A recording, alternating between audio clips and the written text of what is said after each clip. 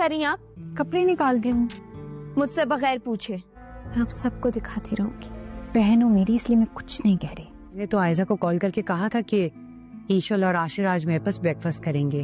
भाभी मुझे जरूर इन्फॉर्म करते। आप लोग यूँ समझें कि मैं आप ही का ही आईना हूँ। लेकिन मेरी बात हुई थी आयजा से। नहीं आंटी, अगर आपकी बात हुई होती तो। लेकिन इसका हरगिज मतलब नहीं है कि अपनी हद पार करो तुम। अगर आप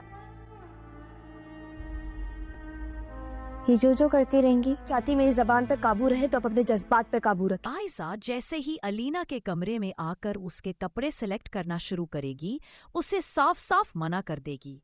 उसे इस तरह से अपनी बहन का अपने मामूलात में मुदाखलत करना बिल्कुल भी पसंद नहीं है। दूसरी तरफ आयजा जिस तरह से ईशा की माँ को साफ साफ मना करेगी, आशीर भी हैरान रह जाएगा और वो यही कहेगा कि उसकी भाभी ऐसा बिल्कुल भी नहीं कर सकती। दूसरी तरफ ईशा के लिए उसकी बहन बहुत ज्यादा मुश्किलात खड़ी करने लगी है, क्योंकि वो अपनी बहन को सख्त नापसंद करती है और वो नहीं चाहती कि उसकी बहन उसके मामिन